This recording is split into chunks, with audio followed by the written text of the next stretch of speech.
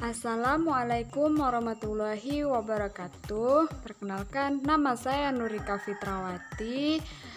Saya kuliah di STKIP YPM Bangko, Prodi Pendidikan Biologi. Di sini saya akan menjelaskan tentang pertumbuhan tunas pisang barangan akibat pemberian benzil aminopurin dan arang aktif secara in vitro. Selamat menyaksikan.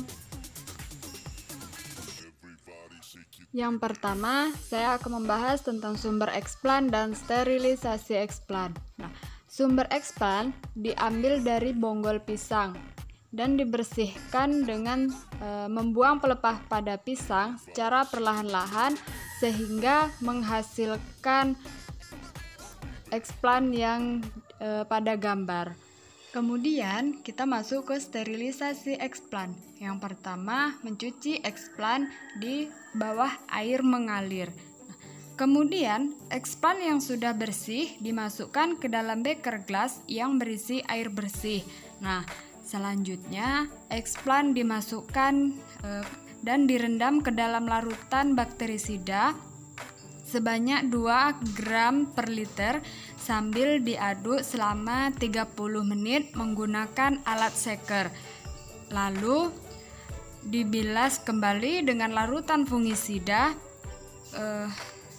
sebanyak 3 gram per liter sambil diaduk selama 30 menit menggunakan alat shaker, lalu ditiriskan dan dibilas dengan air steril sebanyak 3 kali. Kita masuk yang kedua, yaitu media dan zat pengatur tumbuh kultur jaringan tumbuhan.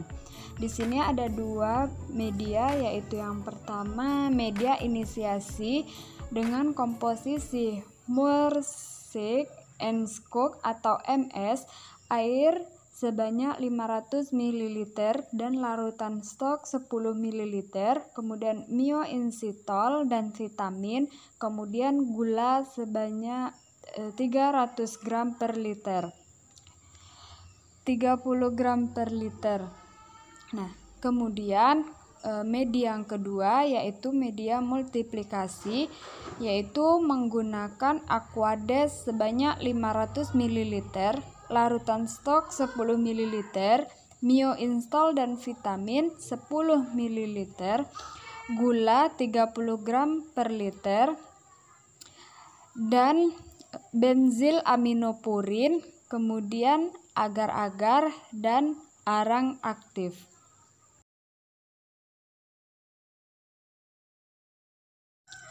Sekarang kita masuk yang ketiga, yaitu proses inokulasi atau penanaman. Nah, sebelum melakukan penanaman, eksplan dan alat menanam seperti pinset, cawan petri, botol kultur yang berisi media dan skapel disemprot dengan alkohol 96%, lalu dimasukkan ke dalam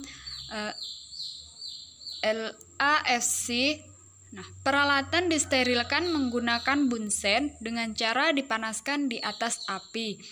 Kemudian, eksplan yang steril dimasukkan ke dalam larutan backlin 30% selama 3 menit. Kemudian, eksplan dikupas bagian pelepah luarnya 2-3 lapisan, dan jangan lupa dilakukan secara hati-hati agar eksplan tidak terjadi luka. Nah, yang dapat menyebabkan terjadinya browning.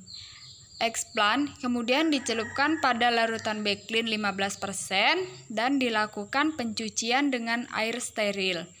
Kemudian eksplan dilewatkan di atas api bunsen, kemudian dimasukkan ke dalam botol kultur yang berisi media inisiasi, lalu ditutup rapat menggunakan plastik dan karet gelang. Nah, selanjutnya beri keterangan tanggal penanaman dan jenis tanaman.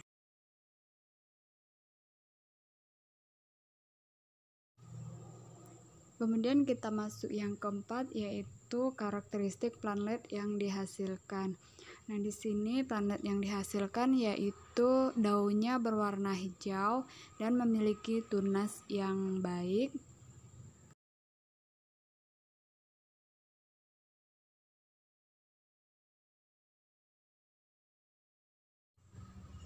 Kemudian yang kelima yaitu apakah planet yang dihasilkan perlu disubkulturkan? Jadi jawabannya ya, planet yang dihasilkan perlu disubkulturkan. Nah, subkultur dilakukan pada saat eksplan pisang telah mengalami pembengkakan. Pelepah pisang dibersihkan dari eksplan. Hal ini dilakukan agar tunas pisang lebih mudah untuk tumbuh dari sela-sela pelepah.